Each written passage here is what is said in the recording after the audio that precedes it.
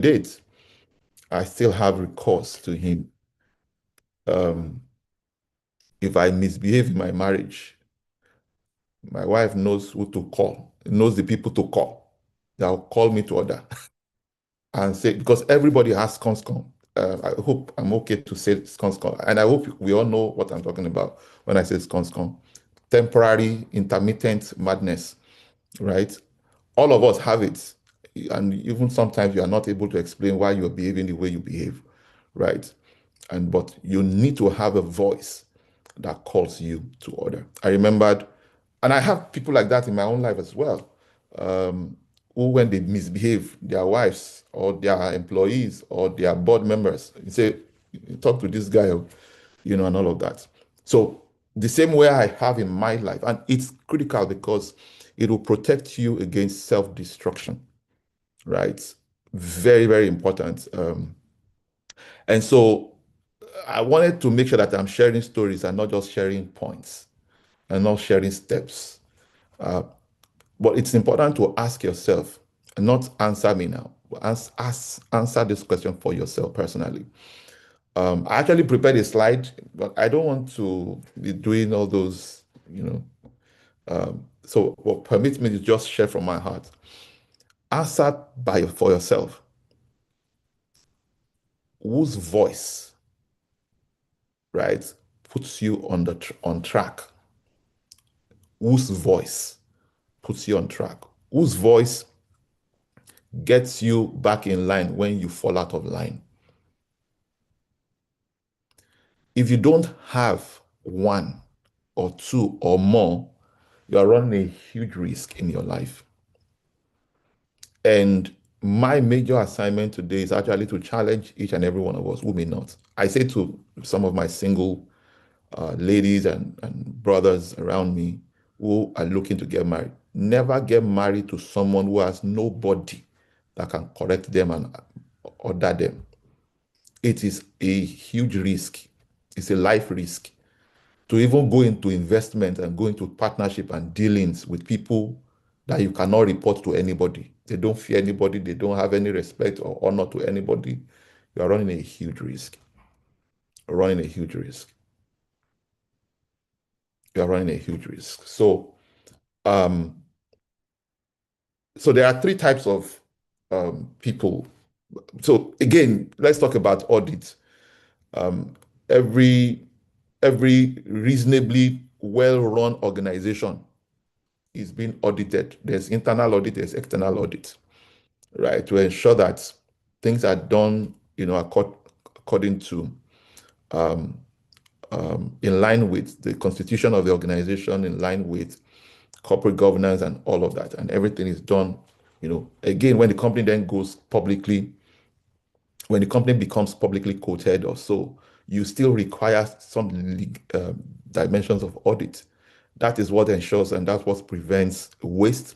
That's what prevents, you know, um, leaks or leakages, as the case may be. It ensures that um, that's what gives confidence, not just to shareholders, but even to members of the workforce, that okay, we are still good, we are still in order. So in the same way, in the same manner, where trust is built because based on the audited report of a publicly quoted company, all right, among shareholders and stakeholders alike, it's the same way. If you want to elevate trust in your personal life, you need to also be audited. You need to submit yourself for auditing. I remembered, even though I'd been under his mentorship, in 2013, my mentor decided to formalize, his mentorship platform. Then he called it 360 degree. I'm talking of Dr. Lumide Emmanuel, and he called it 360-degree mentorship. At the time, it was just a 10,000 naira, but the process was rigorous. And I had to be sending reports every quarter, and so you set a 5-year plan, and then this is what you're saying you're going to do, and this is how far you have gone with it, and then you send a report. And as you know, I'm sorry if I'm mentioning Dr. Emmanuel, but that is the person. PF is clearly one of such people in my own life you know, and I've got several other people in my life who, you know, sometimes they call me and say, sorry, Mbo, kí ló ṣẹlẹ̀? Mo gbọ́ pé, you know, um, well, time won't permit me to begin to go into too many details. And there are people you can't really even hide from, right? You can't hide from. Whatever decisions will not only affect you, whatever decision, the consequence of any decision you take does not only affect you, it affects the people who have been connected to you.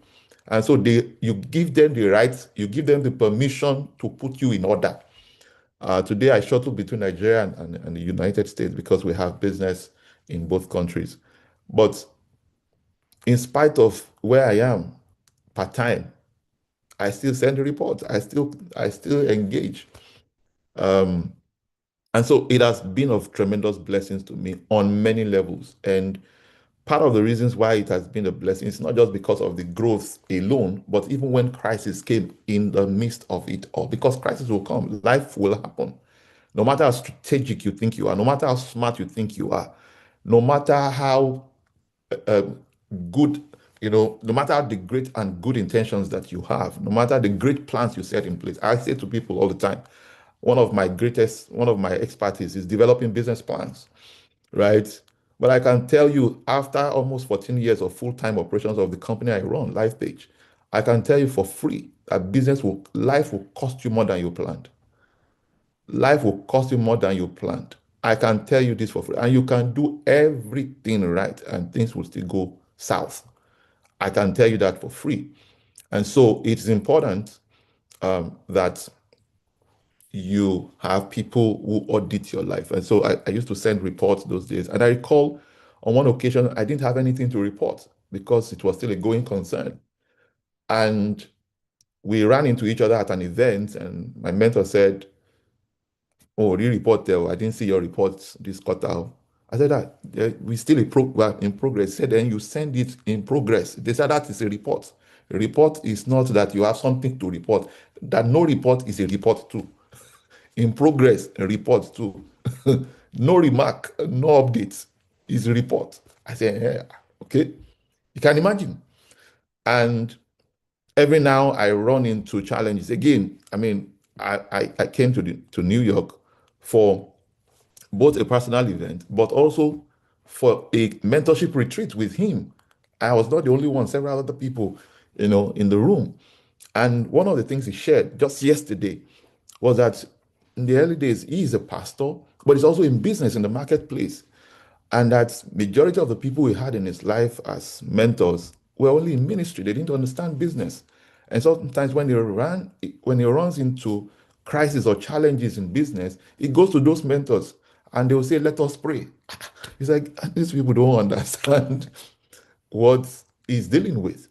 And that when God gave him victory and he was able to figure out a way, it then turned those experiences and insights into providing guidance to people who are really in the marketplace. And so that's pretty much part of the great blessings in my personal life. So I did not just go for conferences, I sought mentors, I sought coaches, I sought accountability partners.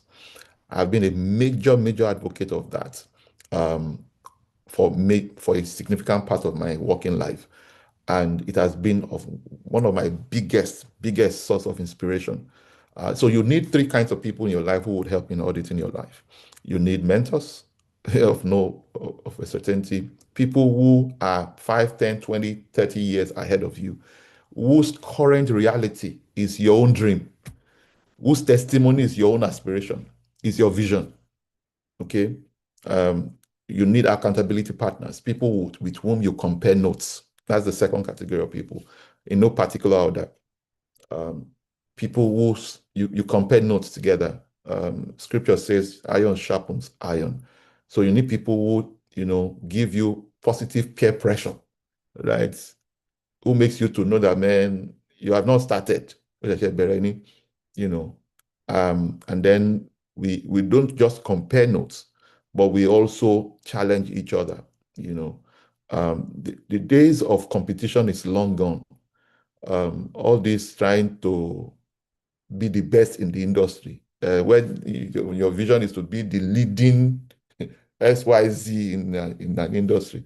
Those days are long gone. You want to begin to collaborate even more, much more now. And for those of us who are in diaspora, I mean, this is a major crisis I've seen consistently among us. Uh, Everybody's maintaining their solo companies, solo operations, solo cocoon, um, and we're not really moving much weight that way. Anyways, so you need accountability partner, you need friends, you need people who sharpen you, who challenge you, with whom you also, I mean, the relationship is mutually beneficial. So you need people like that. All of that would help significantly in providing um, some degree of audit. But what I found out, and I want to share this even both because I'm also a real estate and a business coach.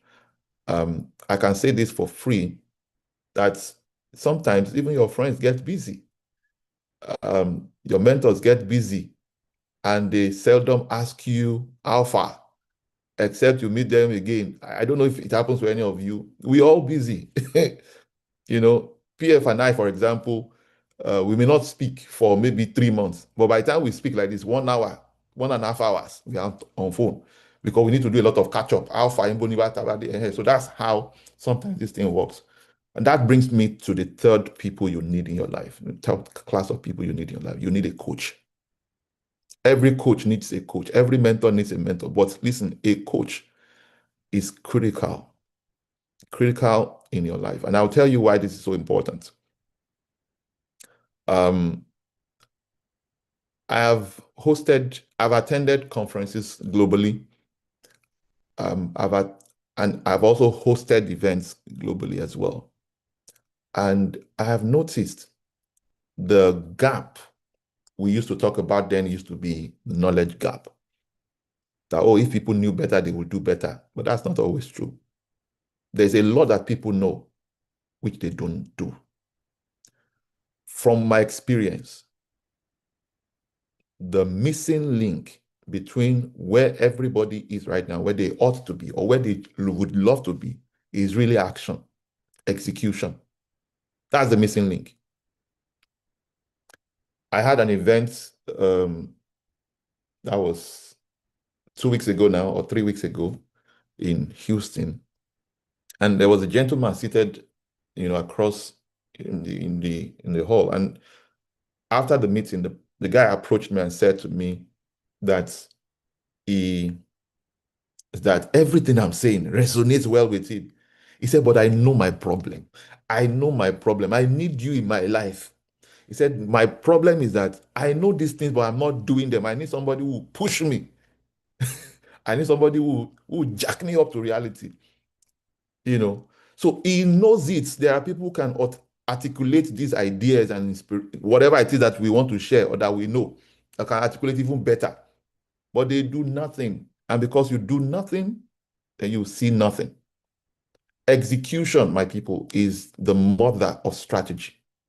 No matter how lofty, no matter how strategic you are, if you are not taking steps, massive action.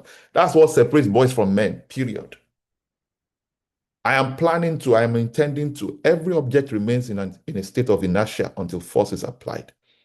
And that's one beautiful thing about a coach. You hire them to push you. A doctor will not look at you and because of the pain you are likely to face when they inject you, deprive you of it. That's what a coach would do. And in any case, if a coach doesn't do their job, you also have the liberty to hire them, to fire them, the same way you can hire them. PF, I hope I'm correct. All right. So you need a coach. Okay. You need someone who would hold you accountable to what must be done. Okay. And this is so important. So I'm going to wrap up with a story because PF already gave us a hint. So there was a point in our business where we decided that, well, we are into real estate. Let's, let's raise funds. to take the business to a level. So at a point for several years, weren't raising funds. We just had a small club among private people, just a few people, few hundreds of people that pay a certain amount of money every month, and we no default for more than 10 years. Everything was going fine until a particular year when a board and management meet a retreat, and the accounts department gave us some data, and I realized that our total exposure compared to all the asset that we had was less than 5%. Now, if you have a good understanding, you know that that means you are really, really shrewd. It means that you are really doing a lot with so little. So given that, I thought, oh, if we had done so well with so little, Pierre, if you want to say something? No. Okay. So if we had done so well with so little, then there should be no issue if we decide to raise funds. So we decided to create, some type of products, real estate investment. So entire funds were backed by real estate. So everybody knew we were into real estate. And so that was pretty much how we went about it. And then we started providing guarantees, right? At a point, I even entered into one where I provided personal guarantee. Why? The assets are there. Before we even raised this fund, there were assets. So this one was to take it to the next level, to scale. I personally don't believe in borrowing money to start any enterprise where you do not have proof of concept, you've not tested the system, you've not produced any results. I don't believe in that. I don't believe that you should borrow money to start. But I believe that you could leverage funds, cheap funds, particularly long-term funds, to expand for expansion purposes, for consolidation, or for diversification, particularly expansion and consolidation. So we decided to take that step. What was our mistake? Our mistake is still going, all these stories is not fully put together. I will still put it together, but I want to let you know how that having auditors in my life, helped us through that process. It was a very challenging process, a challenging experience personally, because I had never been in such a situation ever before then. It's good to lose money and nobody will know as a person. But when it looks like people have lost money because they did business with you, it shakes you to the root. Especially in my case, it wasn't that we did not even have the asset, it was that I made you a promise and the thing did not happen at the time. It shook me to my foundation. For the first time in over 40 years of my life, I went into depression. And this is the first time I'm going to be saying this publicly. I went into depression. I lost my sleep. I lost appetite. Oh, so no, we didn't misappropriate fund though. If you meet me on the way, I'm very unassuming. You can never tell what we own. There's no noise. I don't have bodyguard. I don't have mopo. I don't have escort. There's nothing wrong with people who have it, especially in the state of Nigeria right now. But I didn't have any of those things. So shake me like this, turn me upside down. You won't find anything. So no noise around me. But I felt really, really, really depressed. There were moments I was wondering to myself, I lost clarity during that period. Listen, until you sit where other people have sat, you don't understand some things. There's no way you would understand certain things. And it was very, very turbulent time personally. Clearly, I'm sure that my wife too will go through her own, because that's not even the time to say you want to have sex. There's no way. That was even the last thing on my mind. Food, sleep, everything lost. And then we had just moved to America to now begin to push our business here. So it was like, why did I even move? Who sent me message? it was just crazy. All the systems came under severe pressure. Every structure that, I mean, PF even knows this. I'm a man of structure and systems. I believe in order. I believe in doing things the right way. If it is not the right way, I prefer in slow and steady wins the race, not fast and consistent. I know that money requires speed, don't get me wrong, but I prefer to do it right, be slow, steady, and get it right, than be fast and get it wrong. That's my preference. So it was a very difficult time in my personal life. I know one of my friends on this call too will be shocked because I don't think I've told him this before. It's a secret code. So PF has exposed me. So he has made me to come and talk by myself. So, and so one day we had talking about who is auditing your life. So we were in a board retreat, and I recall one of our board members just said, we also happen to be a good friend. I said, but are you not the one who normally says you don't focus on the problem, you focus on the solution? That was when my recovery began. My recovery began because my perception changed. What you see is different from how you see it. When how I saw things changed, then everything changed for me. Now, it was not, I mean, it wasn't as though we immediately were able to clear everything we were owing.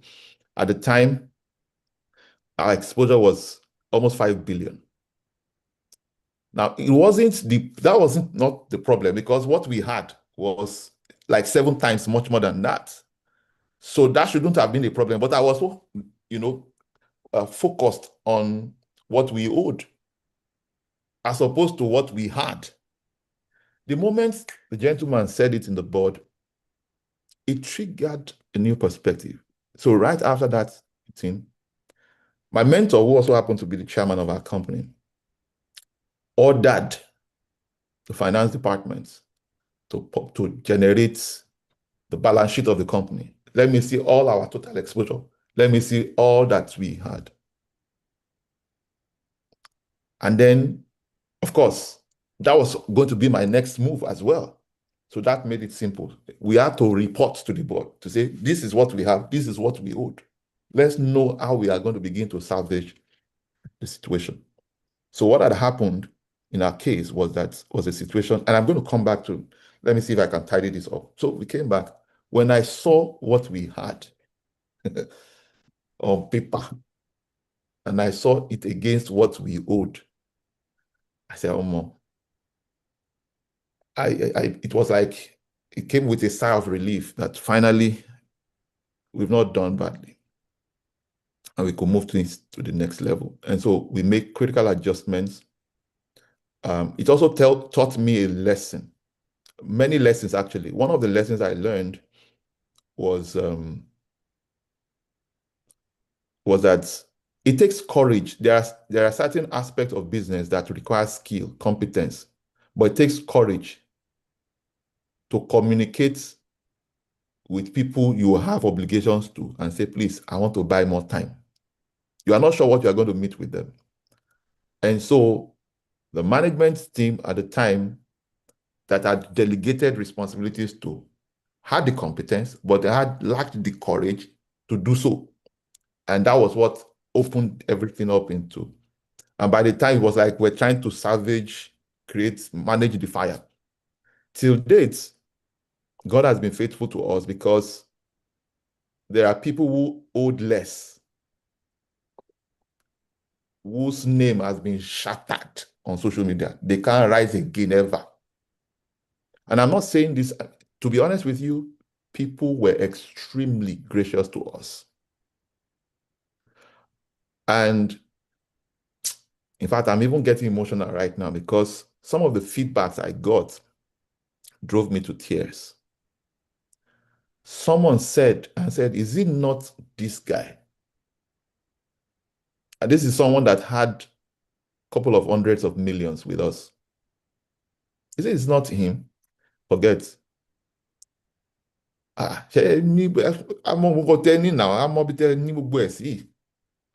There's no issue. If it is this guy, forget it. He was referring to me. But of course, we also had people who they just not could not understand. Again, we also had people who, you know, their own commitment to the people that they had the responsibility to was affected. And so they were also under pressure. That was even part of my problem too, because it's like I put you in trouble. So I held it was very personal. It was very, very serious for me. But I realized somewhere along the line that focusing on who we wanted to pay as to how we are going to pay them wasn't going to help the situation. And we focused at a point. I told my team, I said, see, let's focus on what we pay people. So what was the challenge? The challenge was simple. The first challenge was that we used short-term funds to finance long-term projects, period. And when those investments were going to fall due, were yet to convert the same assets into cash. And some people some people accepted assets in exchange for their cash. In fact, if I tell you some of the things we did, I was ready to give up the entire company. I offered it. It was rejected. I told people, I said, see, we'll give you double of whatever you have in assets. Take it, take everything, because I knew how we produced it. I say to people all the time, that's why my identity wasn't tied to what we owned. So that wasn't even the crisis. It was because my name was at risk. That was the biggest thing I was scared of. I remembered having a conversation with PF and shared some of the ordeal with him. And those in the midst of it. And I remember he asked me a question. And this is so important because this is part of who is auditing your life. It's a wealth creation system. If your head is not correct and you don't have people who can correct it, you are set for doom. So he asked me a question. He said, what was your greatest fear when you started business? It didn't take me time to answer the question because I knew it. I said it was not fear of losing money because I have lost a lot of it. Show me anybody who has created any measure of wealth who has not lost money at one point in time. None. They don't exist. So I'd lost a lot of money and I was prepared to even still lose more as long as my name is Savage. So I told him, I said, my greatest fear was losing my name. He said, that's exactly what he said. What you fear the most has now happening to you. And that was it. And I wrote a letter to told everybody this was the situation of things, and this is why we are where we are. You have not lost money. What we just need is more time. You needed more time. The story is long, but I'll summarize it. And quite a number of people said, okay, no problem, give it to us, give it to us. So people were picking up assets in exchange for valuable assets, some of which, if I even think about it now, it's like, omo, ó ní agbára o. But it's fine. I'm glad we did at the time. I even wish that everybody collected what we offered them. But it is what it is. And some people said, no, it's cash. Owó mo fún yín, owó mo fẹ́ padà. I became wiser. I realized that, there are three kinds of people in your life that will be revealed in times of adversity. One, you will know your friends.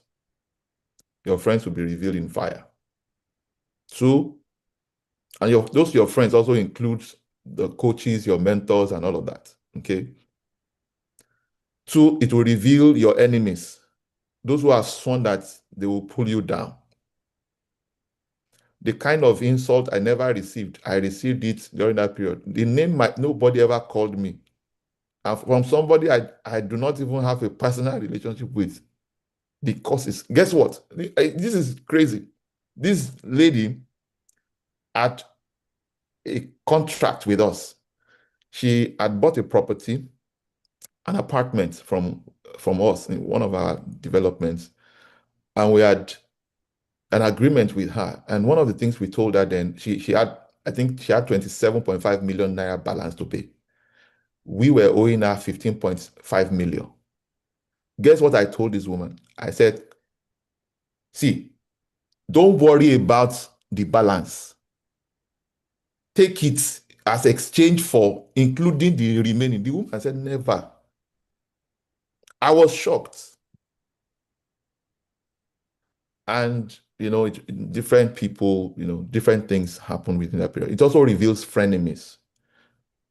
And I'm sure it's a combo that you you may have experienced if you have lived this life long enough. There are people who draw close enough to you so that they have information with which they can hurt you.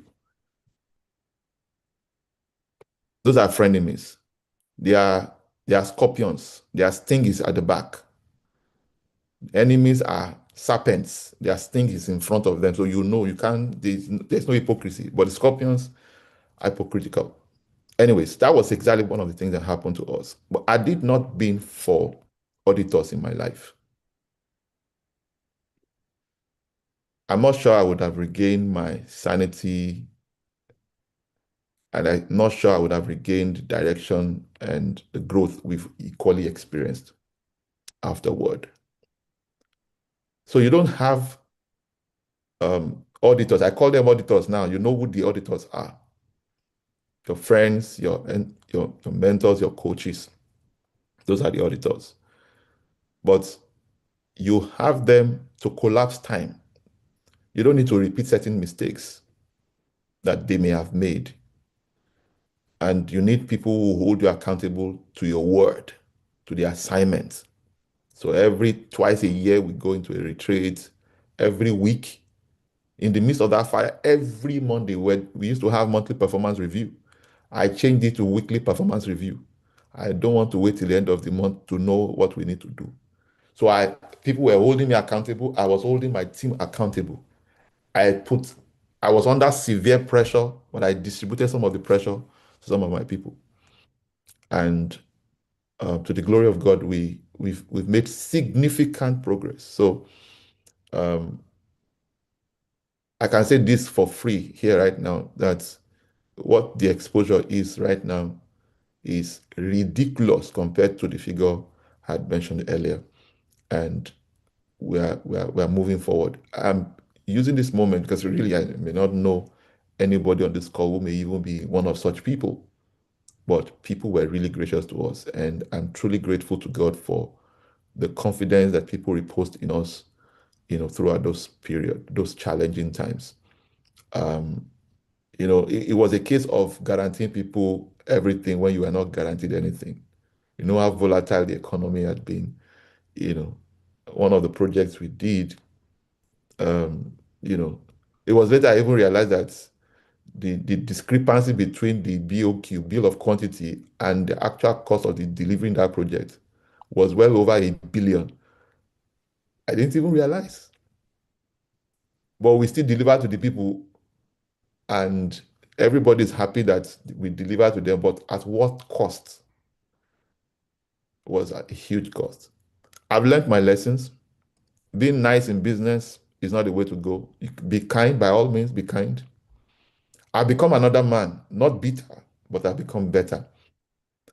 And that's also because of the influence of all these experiences as well as the auditors in my life. I want to rest my case here. Maybe we'll take questions or contributions. And then feel free. There's nothing to hide. Can go personal. Attack me if possible.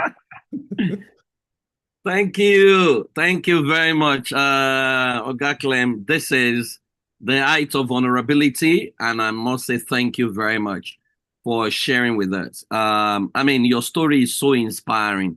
You know, those days that we have 1 hour calls and I leave the call, I'm like, how does he sleep? How does he handle this? I'm more worried. I'm like, hey, God, you know, and it's not, I mean, if you were someone that was extravagant, maybe you were buying chains of cars, flying private jets, it wouldn't have bothered me.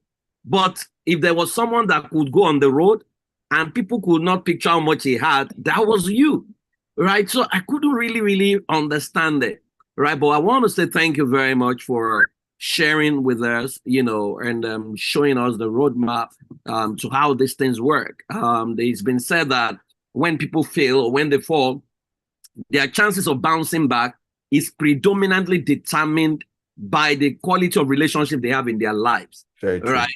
And that's so key. And that's why we build relationships. A brother is meant for the days of adversity. Yeah. So I'm super excited that you are here sharing this with us. Does anyone have a question? If you have a question for him, we don't want to keep him too long. You have a question you want to ask? Okay, Toro, I can see you. So Itoro, can you unmute yourself and ask your question? That's Itoro from Calgary. Good morning, sir. Good morning, everybody. Thank you for the presentation. It was awesome. My question is, when you were growing and you had to make a decision, for example, between going for a conference and making a major investment, for example. So you're at this foundational stage where you do equally need mentors, you do equally need that guide. But again, it comes at an opportunity cost as to making an investment that you're not even very sure about. What would you invest in yourself, in that coaching process, or in an investment that will take you better? Because it's an opportunity cost. It's one pool. I get you. And I've been there too many times. So at a point where we had obligation, right?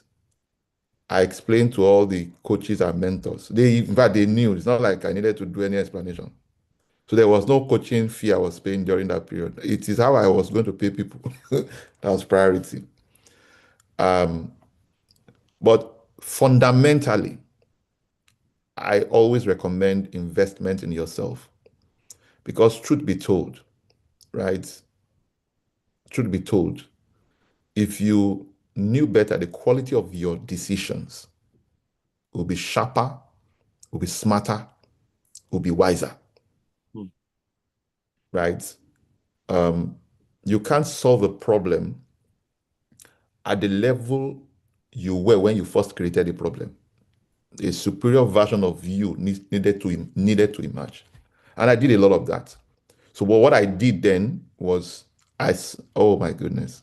In fact, there was one of the programs I attended that I later saw that PF2 was on the call. When your coach is on the call, so what you would do?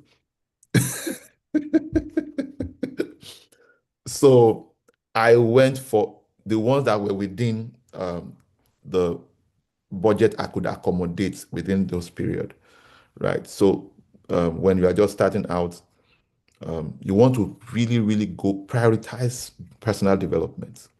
It's still one of the biggest things that has helped me and gain perspective. I don't know if that helps, Itoro.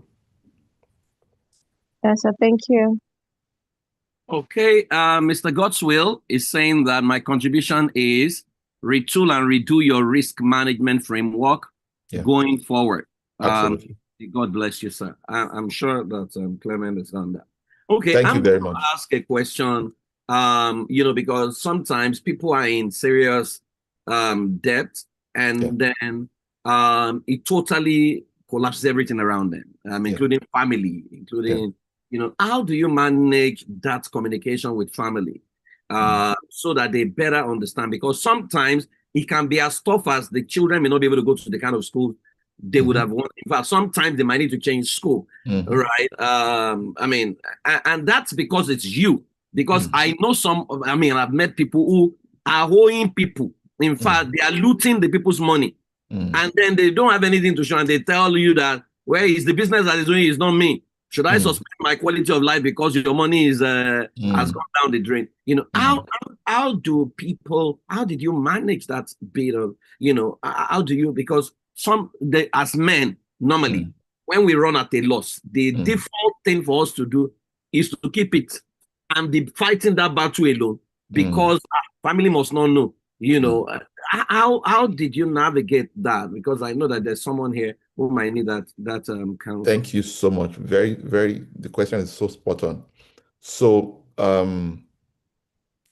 like I said, we had just moved to the US, right, to start our business. And I came with my wife and kids. And I have 2 daughters and I have a son. The cost of, I'm using this as an example now. The cost of hairstyling in Nigeria is not the same thing as America. So I recall before I even realized the state of things, and before I realized things had gone really bad, where we had liquidity issues, I remember sitting down and told my wife, I said, see, hey, Kolemalo Sharon, you can't just go to salon here and then you say you are doing hair for 175, you are doing $200. I say, as what? That, and then the two of them will be 350 or 400. I can't my currency, you know. And so she said she cannot tell them that their dad is not ready to pay. I said, no problem. I'm their father. So I called them into the room, the two girls. One will be 16, one is already 14, will be 16 in a few weeks. So I said to them, I said, when you were in Nigeria, how much was your hair? We never lived extravagant. Like PF had been to my house in Nigeria, you know, basic. It's not noise. It's not there's nothing spectacular, right? And so I said, when you were in Nigeria, how much did you do your maximum? 50K per person. Maximum. It has even never happened. Because we even had I had a young lady who used to come home to come and do it for them. I'm not sure we pay up to 25,000 for the two of them, right? So I now broke it down to them. I said, see, if you are going to do this hair, this is how much it would be in Naira. They opened their mouth and I gave. It's like, you mean it? They didn't understand when their mom was saying to them, or, they would never have understood. But when I give them the difference, between the two, it changed literally everything for them. And while they were growing up, part of the things my wife also does, she's very handy when it comes to, they do it. She does it for herself.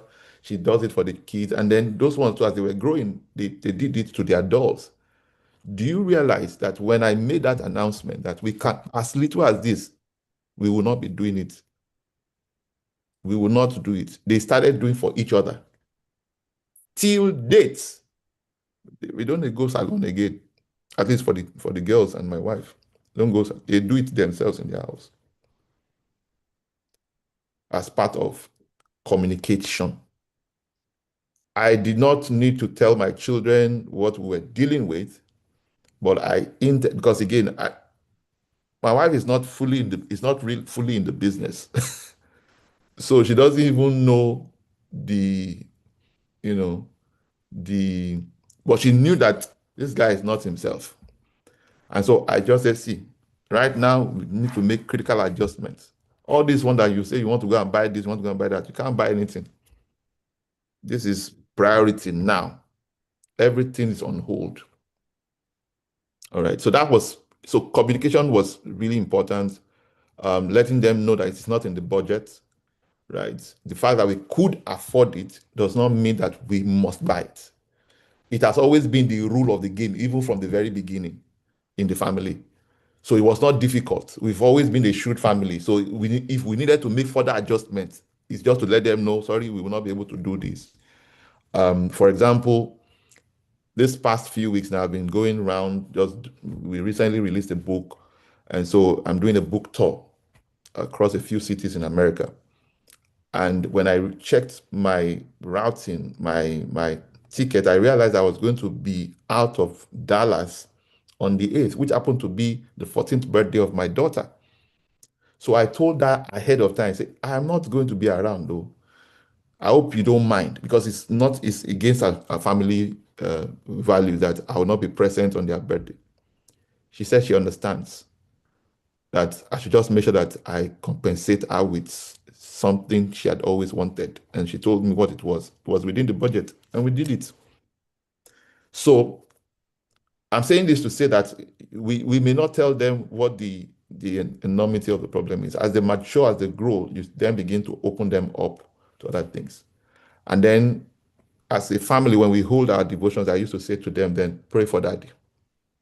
Pray for daddy. Right. So those were the ways that we handled it during those periods. Thank you very much. I mean, and I'm glad you said that, because we often assume that children can't understand. Absolutely. But the truth is, children can understand. They have emotions. They can understand some of these things, right? They know why we do some of the things we do. And sometimes he also, in sharing some of these things with them, he forces them to become innovative, inventive, and maybe creative. You can never tell the kind of business they will even start based on. Right. Let me check the chat box. The kids helped out too, so good. Okay, God bless your family. They're praying. Wouldn't that sound like you are being secretive about your life? Because sometimes when you are trying to keep some things, people see you as not being open to your spouse. Can I respond? Yeah, you can respond, and I will say what I want to say. Yes. Okay, so truth be told, right? I'm extremely transparent person. The rule of building trust in my personal relationship, professional relationship, is full disclosure. That's how I build trust. This is the way it is, so I say it, right? There was even a point in the business during the crisis where for the first 10 years, we never had to owe salaries. I had to call a staff meeting and say, guys, this is the situation of things. We will be delaying staff salaries now because we had this and these obligations. And so what we did during those period was to start, we start with the junior staff and then this and that. Myself and my business partner, weren't even on salary. I've not been on salaries. Do you get the point I'm making? But it was difficult for anybody to even fully understand how we were coping and how we were dealing with our own obligations and all of that. But fundamentally, if I shared the details with people who couldn't help you, including your spouse, what difference would it make? If what I say will sow fear or will create more agitation, that's not being secretive. At least she had a faint idea that right now we are in debt.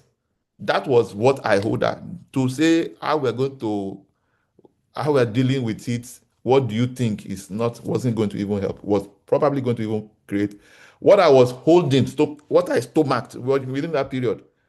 If she got 1% of it, she could shut down completely.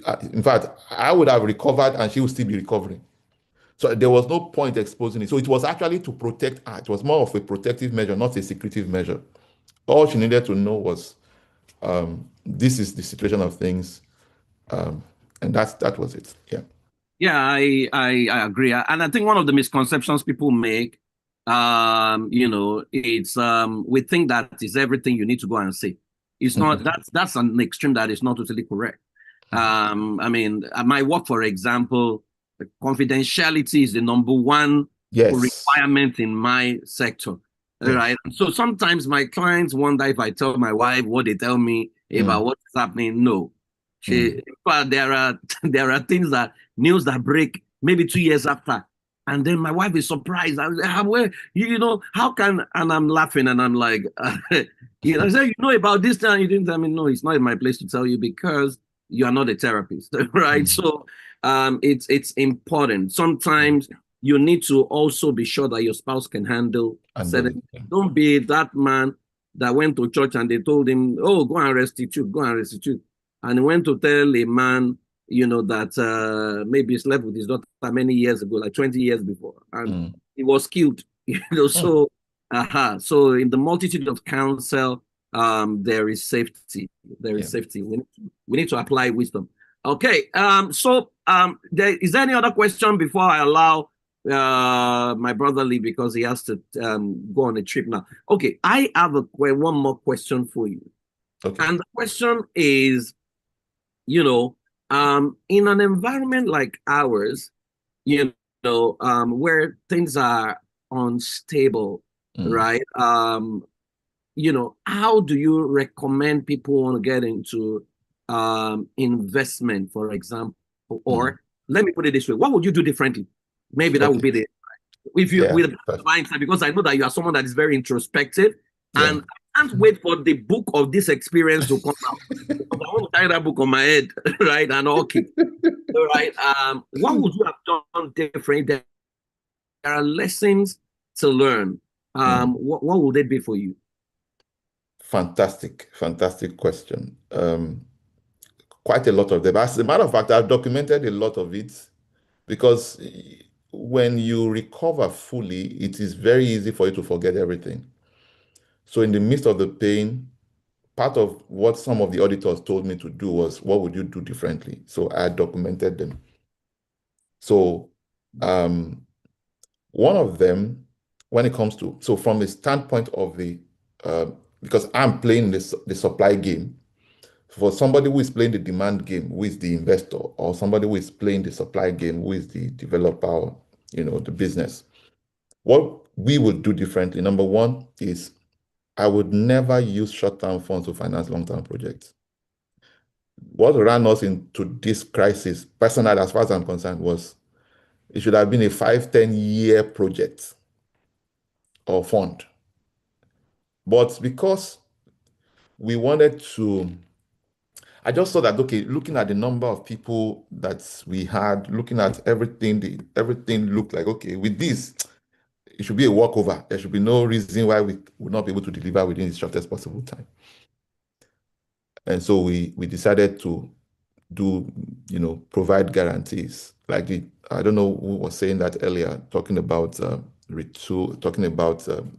need to revisit our risk management framework.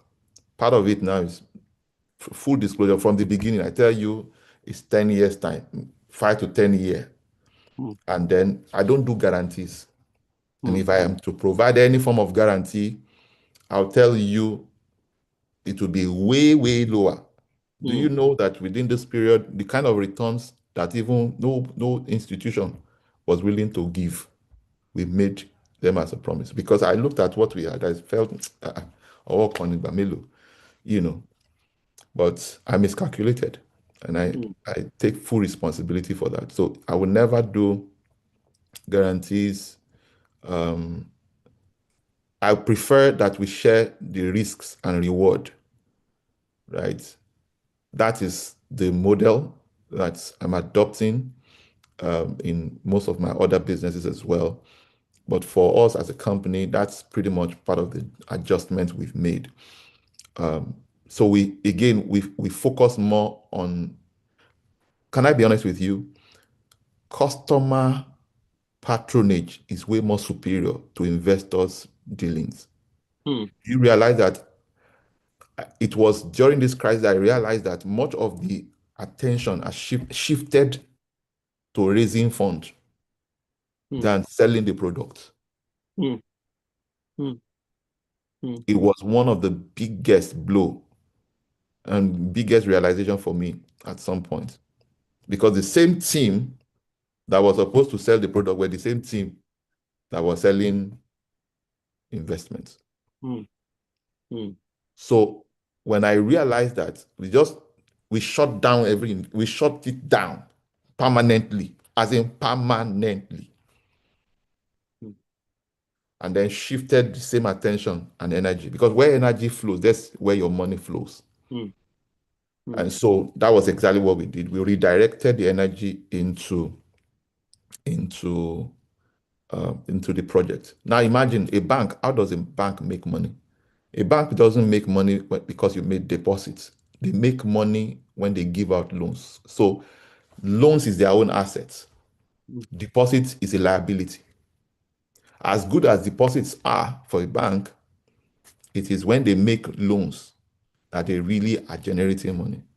So imagine that you have more legwork, more attention given to deposits, and there's very little or no attention given to making loans or giving out loans. You're going to create a crisis. So that was exactly what we changed in our business. And if I'm going to do it again, long term, for long-term projects, short term for short-term projects, I won't mismatch. I knew these things, but there's one thing to know it in theory, there's another thing to know it in practice. My personal life, I've taken a lot of risks. I also realized that you don't use your own risk profile to judge your investors' risk profile. So, and I think I used my personal risk profile, and that of the core team to judge how others will, because again, you want to give this much return. High return comes with high risk. Low returns come with low risk. But we promised high return. So we had to take higher risk anyway. But we didn't put structures in place to mitigate them. But the key thing is mismanagement of funds, mismatch of funds. Short-term funds should fund short-term assets or short-term projects. Long-term funds should fund long-term projects. Again, I don't know if there's any real estate developer who is going to real estate. The market was highly disrupted the last since 2020. Yeah, 2020, 2019 from 2019, the market has been extremely volatile. And I'll tell you some of the things that happened. We had this particular project, and some of you may even know the project. It's Orange Apartments somewhere in Ogba, Dideolu Ogba, Ikeja. And I recall that when we started our project, one of the things we did on that project and the plans we had for that project was that we're going to do several of that within that same neighborhood, within that same estate. And we just wanted to deliver at all costs. At the time we are taking that project to the roofing stage, we had only 5 subscribers or less who bought off plan. Our plan was that when we would sell some to unlock capital, retain some for cash flow. And so when we started our project, we put ourselves on a very strict timeline. And one of the things that we did then was that we're going to deliver within 6 months. In fact, I think it was even 4 months or so, but we promised 6 months. And we had our internal team who were supervising the project. So night and day, work was going on. It was intense. Everybody was under pressure. We must deliver at all costs. That was the mandate. I was showing up on the site literally every day or every 2 days. And many times I go there on Saturdays and even Sundays after church, just to go and inspect to see how far we're moving. And even though there were only few people who had subscribed to that project, the pressure to finish that project was upon us, not because we even had all the money in the world to do the project or finish the project, but because we wanted to deliver to those 5 people. What lesson did I learn from that? Number one is it's better to buy more time from the few that you had obligation to. And one way, there are two ways that one could do that. Let them see price of everything has changed, but they were not going to pay a dime extra. All right. We'll shoulder that burden with the remaining units or from other sources. That was number one, to let them know that, sorry, prices of things have changed. Again, of course, I don't do off-plan anymore. I know they do off-plan. I have colleagues, I have friends in the industry who have sold 2,000 units. They've not even delivered 200. And the money to finish, they collected for 2,000, cannot even deliver the 200. let alone deliver the. So 1,800, where would they get the money from? So some people are subscribed to even refunding money. But what's the value of the money when they collected it and value of money now? It's the reality of the market. So our case was even fairly better, because if we had sold as much as they also have sold and couldn't deliver, waiting at the talk now, no big go. It wouldn't have been the same story. So I recall one of those days when I showed up at site to inspect. A gentleman who had bought one of the units approached me. Apparently, he knew me. I didn't know him. Called me by my name and said, when are we delivering this particular unit? And I told him, oh, that he shouldn't be upset, or that we are going to deliver, but that the price of everything has really gone up. A bag of cement was 2,550 in the BOQ at the time we started the project. Now it is 3,600 as of that time. And that POP had gone from 4,200 original price to 8,600. And he was confirming everything. He said to me that that is the business, that POP and cement is the business his wife does. And that he was into reinforcement, iron rods, that everything has gone up, doubled, in some instances, tripled. He was confirming it to me. Guess what the guy said afterward? He said, so, but when are you still going to deliver the project? I was surprised, because I felt that, oh, now this man can reason with me, but he still said no. So when are you still going to deliver? He said because his rent is going to expire soon. So all of these were the myriad of issues that erupted during that period that put us under pressure to say, okay, let us even look for short-term funds. And when you mix short-term funds with long-term projects, there were opportunities we could have accessed that could have even created more wealth for the people than we were even able to explore. So I will avoid mismatch of fund. Short-term funds should go for short-term obligation. The same thing goes for the investor. You want to make sure that any money you invest must be the type of money that you are prepared to lose.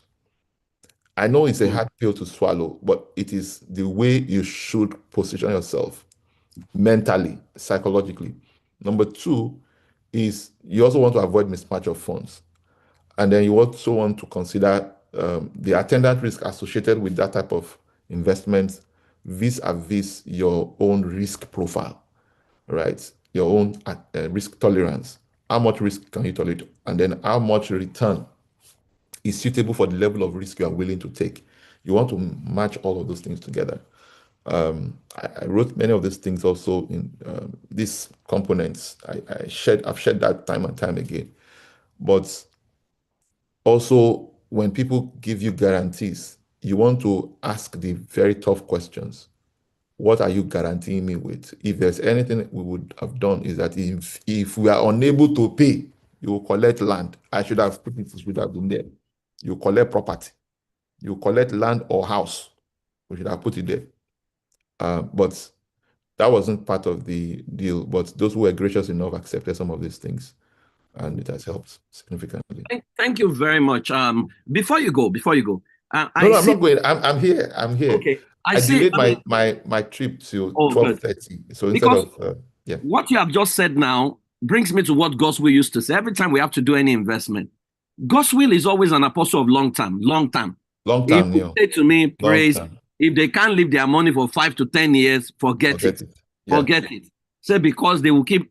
And I used to look at it and let us just collect the money. But I see a whole lot of sense in what Gospel has always been an advocate of, right? From what you are saying right now. My question will be, why do you think Nigerians struggle to do the long-term thing, right? So if you say to us now that let us start be putting 1 million together, everybody, for the next 10 years, people are not interested because in their mind, 10 years is a long time. But then you look back and say, how many years ago was 10 years ago? And where were we? It's gone so fast.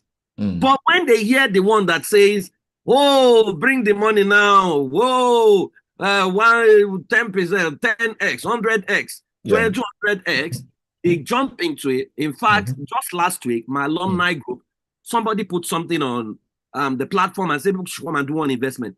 I just typed the company into Google. And the first thing that came up was that SEC had flagged it. Mm. So I warned them. I said, you guys be careful. SEC has flagged this thing. The next thing they started saying is because you are comfortable. That's why. You are condescending. And now I beg them. I say, I apologize. I will no longer talk here. And these are pastors, as it were, right? Putting this kind of thing, right? So why do you think our people, struggle with long-term things to say, let us build wealth for the next 10, 20 years? No, we don't want. But the one that, why? And what can we do differently? Okay, so I mean, it's quite unfortunate, but that's the reality. People don't trust the system. So that's the first thing. People really don't trust the system. Again, our people love guarantees. They love guarantees. A very wealthy woman here in America, Nigerian American, reached out to me. We recently launched a oil palm plantation, and given this my experiences that I've had, the way we put everything laid out, it's not in fine print, it's blueprint, as in large print. It's not fine print at all, it's large print. Everything is clear. The woman called me. She's very well to do. I know her, been to her house. And she said to me, "Èló lẹ máa máa fún mi." Still in Nigerian American, no, she's based here in America. Èló lẹ máa máa fún mi lóṣooṣù, àbí lọ́dọọdún. And I told her, I said, "Ma'am, I would prefer that our relationship remains the way it is. And then don't do any investment with us." I said, because I've told you what the projections. A palm tree, right, starts to fruit from within 4 to 5 years. A palm tree has the capacity to give you 25 liters of oil per annum. If you cannot run the numbers of how much they sell per liter now, how much they're likely to sell per liter, I can't give you that figure and give you with exactitude. I can only tell you what it's capable to produce. A plot will give you between 8 to 10 trees. An acre will give you X, Y. Those were the projections. And it is based on historical data. But she wanted me to say she'll be collecting 100 billion or 1 billion. No. Till date, the woman did not call back. I also did not call her back. If I'm going to call her, it would never be because of the business. I'll be honest with you, some of those transactions, I will still have some of the relationships that went bad, I'll still have those relationships intact if I never yielded to some of the pressures that I got. And so I can say this for free. It is part of our culture. Everybody's just thinking now. Nobody's thinking tomorrow. And what I tell people now is this: whether you invest or not, 10 years will come. Whether you invest or not, the next 5 years will come. But in doing that, you must look at, again, it's cultural. And I think people like us, like Mr. God's will that you talked about, are the ones who will stand our ground, because there's so much pressure to want to change your rule, to bend the rule. The pressure is much. And sometimes it looks like you don't even want the money, right? When they make you an offer. I've walked away from too many offers since this experience, before the experience, and even after the experience, right? I've walked away from many offers. So that's pretty much. I don't know if I answered the question, but that's pretty much. Yes. Thank you very much, Mr. Clement. Thank you so much for sharing from your wealth of. I love practical sessions, and I'm glad that you were very, very vulnerable with your story, which I think has helped us. And I think that it's people like you that we are actually looking up to right the wrong, this culture that is miraculous in nature, that hates progress. If there's a pill that can make people lose weight, you would rather take that pill than go work out, than do something that is sustainable, right? So that's why Ozempic suddenly is $1 million, company, simply because people want to lose weight, right? People don't like process, and there is no other way. I learned early that if you jump up, you are coming down. It's only when you go still, right? So, And so that's why, I mean, our team in the UK, they are starting an investment. And the first thing they normalize is that everybody must be attending financial intelligence session. If you don't, you can't even take part in it, right? We also started, we're doing something, a hybrid of cooperative right now. We're pulling funds together and we're putting it in a fund managed by fund manager for the next 5 to 10 years. We know, don't come and call us next year and say, I want to collect my money. We're not doing all those things, right? So thank you very much for what you have shared with us. You know, I'm sure that what are the social media handles they can follow you? Because I know that someone is asking about the palm oil, whatever. Can you help us post it on the chat box if there are ways to follow, get in touch with you? Okay, so at Oladipupo Clem. So on Instagram, on Facebook, on TikTok, and then YouTube. Yeah, this is the handle. And then on LinkedIn, I'm Oladipupo Clement. So yeah, that's it. Okay. Thank you very much, sir. What will be your final word to our people before we let you go? So what I would just say is this. Whatever you want to go into, be it business, be it marriage, be it investments, make sure you investigate before you invest. Investigate the people behind it. Check out their track record. What have they done before? Don't follow trends. There are too many people following trends, right? There's so much sentimentalism and emotionalism in the market. And so people whip up a lot of emotions and create a lot of FOMO, fear of missing out. Don't do anything because it feels good. Do it because you had a gut feeling saying this is it, right? Something can even look right, paper-wise, right? But may have a negative ending. So investigate before you invest, ask questions. Any company, any individual who finds your question irritating do not deserve your money.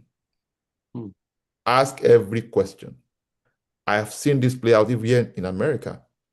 I was still facilitating a session yesterday and I was sharing with them about homeowners education. They've sold this idea that you need to own a house and they trap you for the next 30 years. Yes.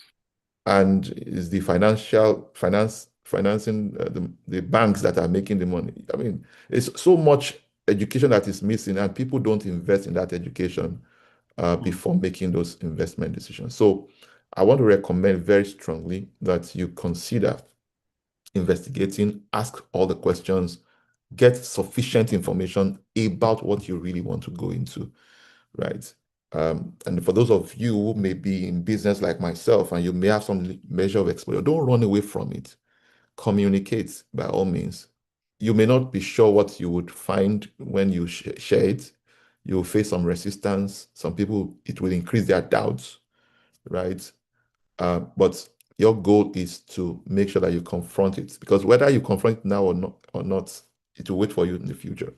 So confront it, don't run away from it, face your fears. That would be my parting word. Thank you very much. Thank you very much. Thank you. God bless you. Thanks so much for obliging us and for sharing this wealth of knowledge with us. We're really, really